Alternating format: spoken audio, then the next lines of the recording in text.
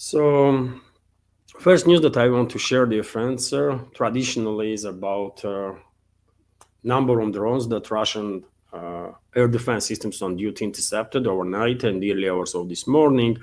So overnight, 94 drones were intercepted by Russian air defense systems, but during the early hours of the morning, another 12 drones also shot down in different regions. And just before I start this live stream, a mayor of Moscow, Sobyanin, shared with public information that two drones were also intercepted while they were heading towards Moscow.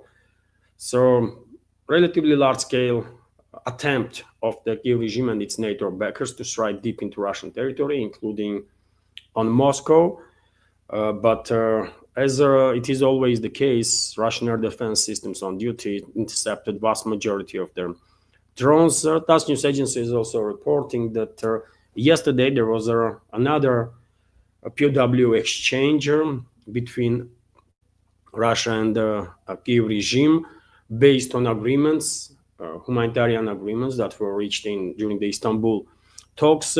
Number of POWs that were exchanged between the sides is not known. Lately, Russian Defense Ministry, neither Russian Defense Ministry nor Kiev regime is sharing information about that. But speculations are on internet that maybe we are observing POW exchange based on the formula all for all. Maybe that is the case, and that's why information have not been about number of exchanged POWs have not been published. Vzгляд newspaper is also reporting that Russian troops approached Konstantinovka in their DPR, and this is a quite significant development, obviously.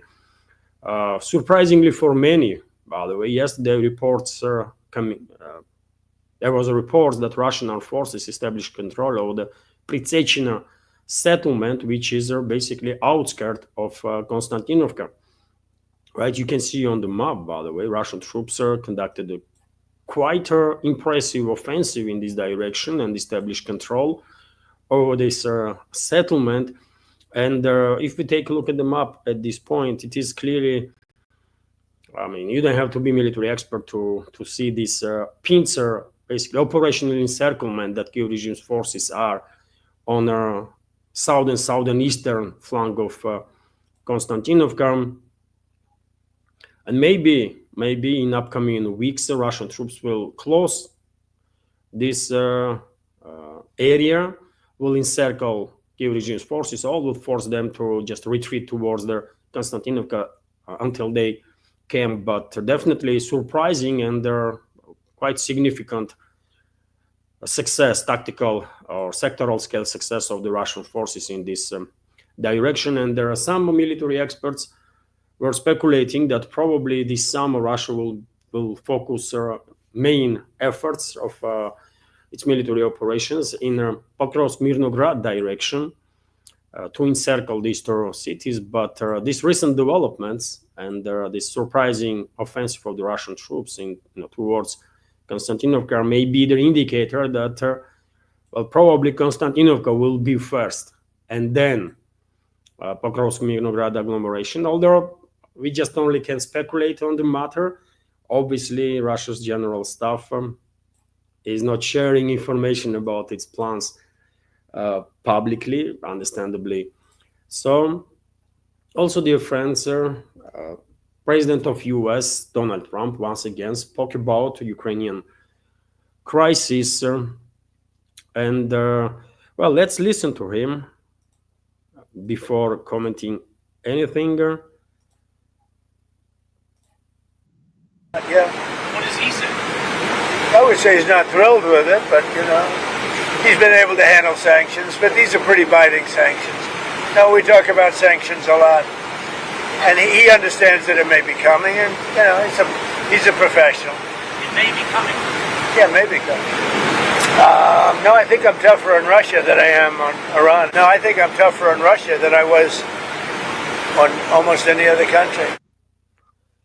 So that's what Trump is saying, by the way, in regards to a recent phone conversation that he had with the Russian president, also in regards to U.S. policies towards Russia. He hinted there in that short interview that more sanctions are coming towards Russia. Probably he meant this bill that is worked out in U.S. Congress about sanctioning not so much Russia itself, but states that are conducting trade with Russian allies, basically economical, political allies. First of all, we are talking about China, India, and there are a number of other countries from BRICS member states. And well, who knows? Maybe Lindsey Graham and other war hawks in U.S. Senate will actually manage to persuade Trump to impose this bill that they have created, which intends to impose 500% tariffs, by the way, on goods from all the countries that are buying Russian, that are engaged in a trade with Russia, especially in the energy field, right? And yet again, this is first of all China and India. And to be honest, I'm not sure the U.S. economy can handle such tariffs to be imposed on these major economies in this world. Can you imagine level of inflation that will cause in U.S. itself? Because let's keep it real. It's U.S. that buys stuff from China and India and many other BRICS member states, or the many other countries from outside of the collective West. It's a U.S. that has a net deficit in trade with the rest of the world or the global South, let's say. It's not the other way around, right? So if U.S. will impose 500% tariffs on Chinese goods, that means that certain items will just disappear from the shelves in U.S. and others will go up in prices for hundreds of percents, right? So these people like Lindsey Graham, by the way, I mean, they have to be stopped because they clearly are endangering economy of U.S. and their own fellow citizens and their financial and economical social stability, which is crazy. But yet again, unfortunately, Trump did hint that he is considering to escalate with Russia, with sanctions, and God knows with what else, probably with more weapons to Kyiv regime. That will be consideration, especially because of all these calls from Europe and other collective West countries towards Washington to further intensify weapon supplies, right? And they are using, by the way, globalists and their allies are using quite disturbing tactics, right, to kind of force White House to escalate with Russia. And for example, they are now using language like Putin is mocking Trump, Putin is humiliating Trump, Putin is playing Trump. They are trying to play on Trump's ego. We all understand this, isn't it? Globalists and their controlled regimes and whatever allies they have, they're clearly trying to play on the ego of Trump, his insecurities, and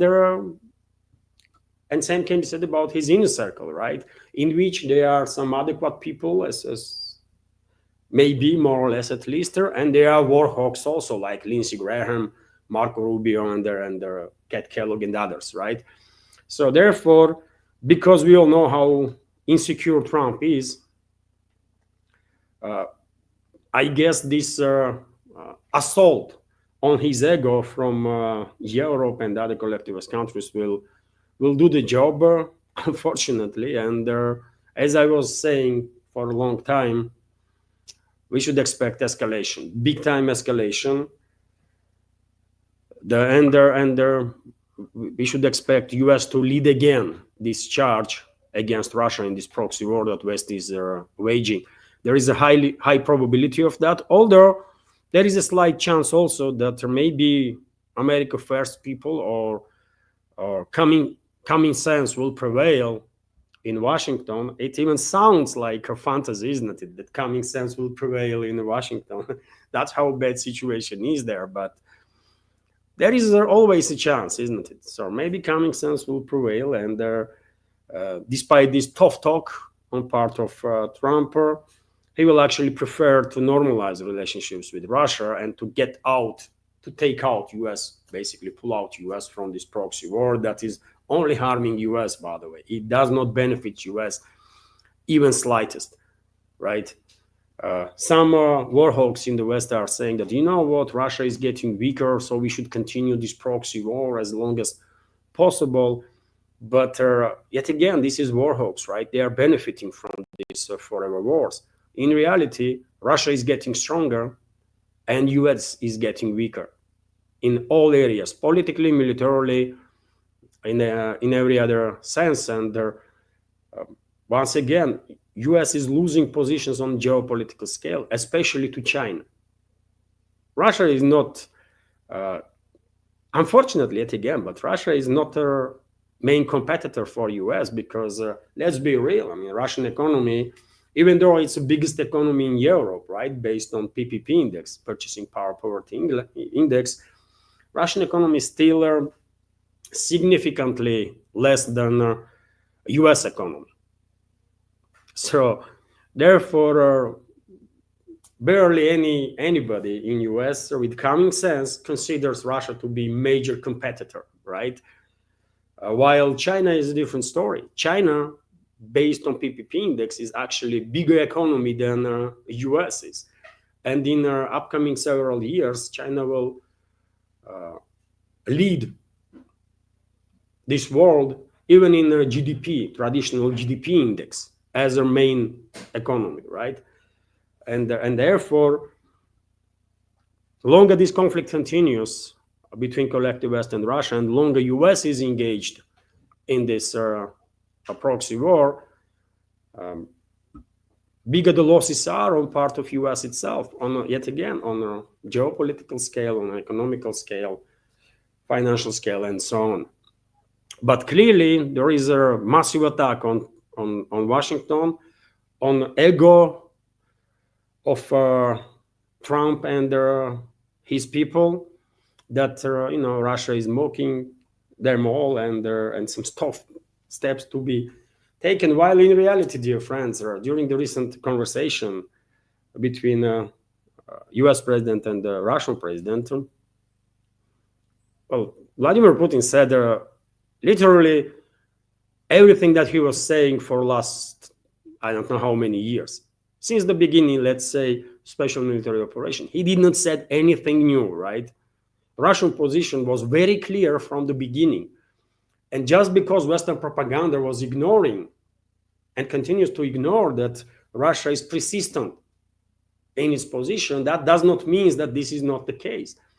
And if Western public somehow is misinformed or disinformed, and even public figures and the politicians, this is not our fault, it's their fault, right?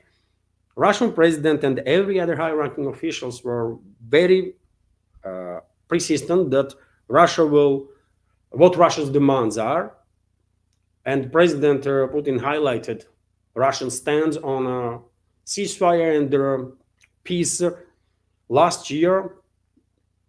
For example, while he was having a meeting with the leadership of Russian foreign ministry, right? We all remember that. And nothing has changed, by the way.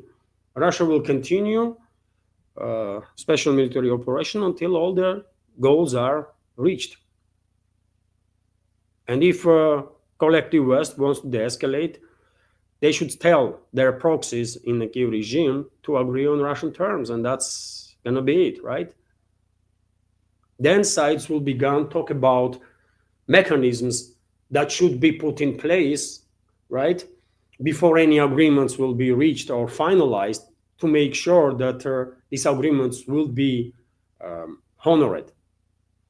And it's not going to be an easy task, but it's a doable, right?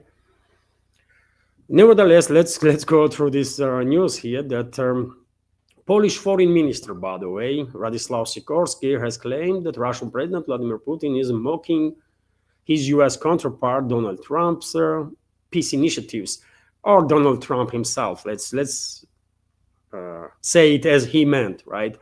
The top Polish diplomat took to X on Friday to respond to a series of overnight Russian missile strikes on Ukrainian drone production facilities, an airfield and oil refinery, which Moscow said was a response to terrorist attacks by the Kyiv regime.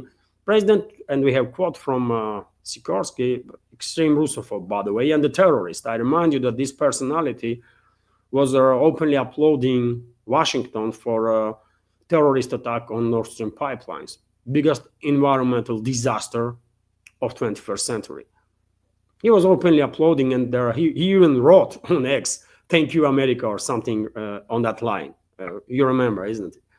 But anyways, let's go through his quote. President Trump, Putin is mocking your peace efforts. Please restore supplies of anti-aircraft munition to Ukraine and impose tough new sanctions on the aggressor. Sikorsky wrote, complaining that Russian strikes had damaged the Polish embassy compound in Kiev. Oh, really? We don't give a damn about your compound in Kiev. Let's be real here, especially if we take in account that not a single word from Polish leadership can be trusted, right? Russia did not target directly diplomatic property of any country, right? Directly, intentionally. But if property of Polish consulate was located right next to military facility, then you know what? Or the facility where drones were produced, then okay, you know, collateral damages is usual stuff in high intensity conflicts, right? But you see what I'm talking about, isn't it? These people, these disgraceful elements, by the way, in collective West, especially in Europe, that are formally put in decision-making positions, while in reality, obviously, we all know that there are different groups that are pulling the strings from shadow. I mean, they are clearly attacking Trump, by the way, and unfortunately, this attack is working, you know, and that's why I guess Trump said in that short interview that some more sanctions are coming on Russia, although same time he's acknowledging that, well, even though Russia don't really cares, I mean, so if you understand that with your escalation, you only harm your own country, right? Then why you are falling to this trap of the globalists? What the hell, man? Am I correct? Trump himself is saying that, well, Putin, in a conversation, I mean, didn't really care about these sanctions, and he admitted that Russia is overcoming all the obstacles that West is coming up with their relative ease, by the way, let's be real. So if you guys know all this stuff, then why you continue? This escalation is so damaging for US, by the way, right? That definitely has chances to maintain its relevance on the geopolitical scale in the long run, right? While Europe is doomed, by the way. So when finally people in US gonna wake up and say, you know what, we don't want to go down together with Europe. I don't know.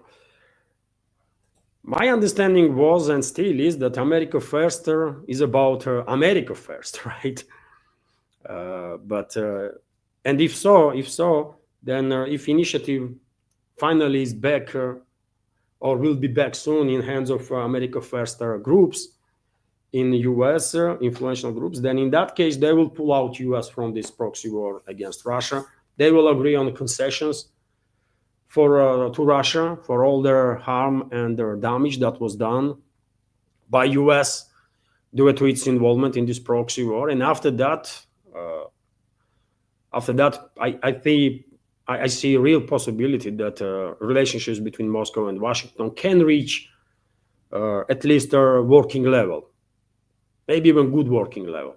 We're not going to become like strategical partners anytime soon, and we all know that. But if relationships will reach a good working level, that will benefit both countries, that will benefit both societies and the rest of the world too, isn't it?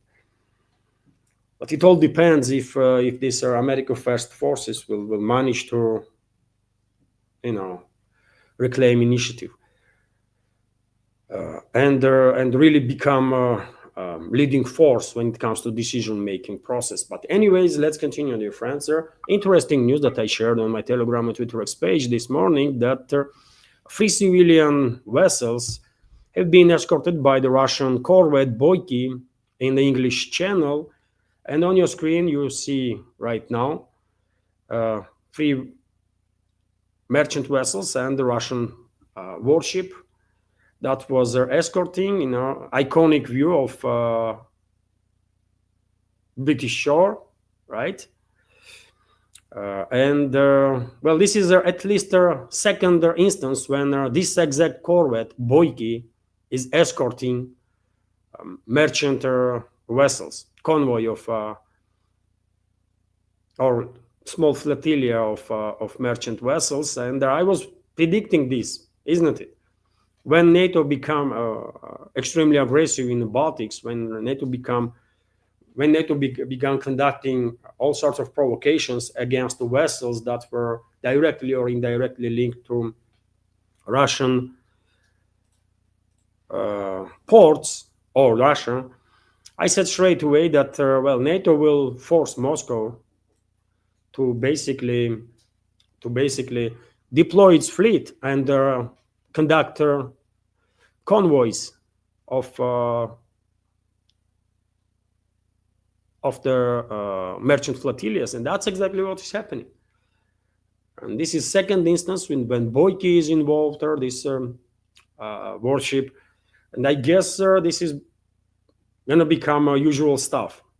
This is going to become usual stuff now, right? That's the vessel, by the way, that we are talking about. You see on your screen. Interesting news. Hopefully, no NATO country will dare to check this corvette, by the way, right? Or otherwise, they're gonna find out hard way that was a mistake.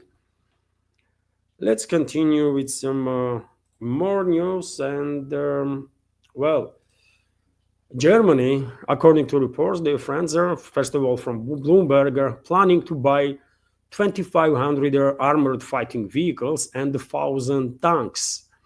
They're to create a new NATO brigades to deter Russia. Europe's rearming and blaming it all on Russian threats since is ongoing, by the way, right? Militarization of Europe, and quite impressive numbers, by the way. I mean, 3,000 military equipment. Well, Russia already destroyed in zone of special military operation approximately similar number of military equipment that of Kiev regime, right? That NATO provided there. So in high intensity conflict, this 3,500 armored vehicles is like a couple of months of fight, right? Maybe less even, if we take into account all the experience that Russian armed forces are gaining, by the way, and all the new technologies and warfare tactics that have been adopted. But nevertheless, it is impressive numbers. Impressive numbers. Question is if Germany's military-industrial complex is capable of delivering this volume of armored vehicles in relatively short terms, like let's say in 2-3 years.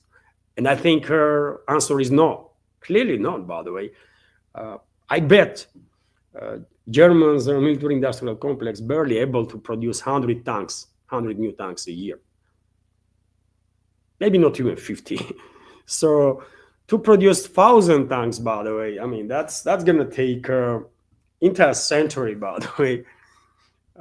I'm exaggerating now, but nevertheless, intentions, there might be some intentions on part of Germany to militarize itself as much as possible, but they're going to face significant issues, and not just in terms of industrial complex capabilities, but also they're going to face some challenges in regards to European policies, right? Because militarization of Germany, by the way, not going to go down well with France, with Poland, with many other countries, because we all remember what is happening when Germany is becoming military power.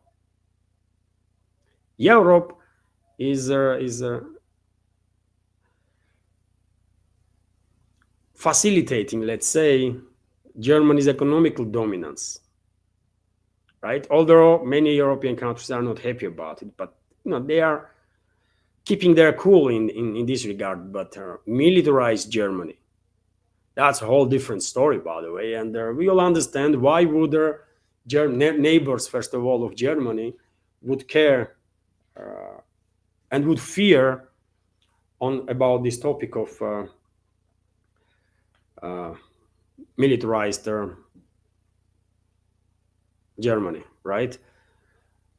It is a concern for Russia too, by the way, but well, history shows that we can deal with militarized Germany and with militarized Europe, by the way, right? We did it, our grandfathers, and did it once, and I think we are well capable to do it again if necessary.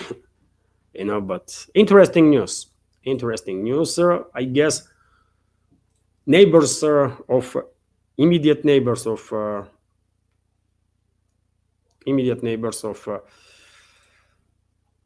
Germany would pay significant attention to this topic of militarization there. Also interesting news from Slovenia, by the way. I mean, I can't even remember when Slovenia was making any headlines last time. But some interesting news that Slovenia's ruling party proposes referendum on NATO membership. Yes. So after the Slovenian parliament backed a constitution referendum on increasing military spending, the ruling freedom movement announced it will propose a new referendum, this time on Slovenia's NATO membership. The party says this is the real question that needs an answer from the public.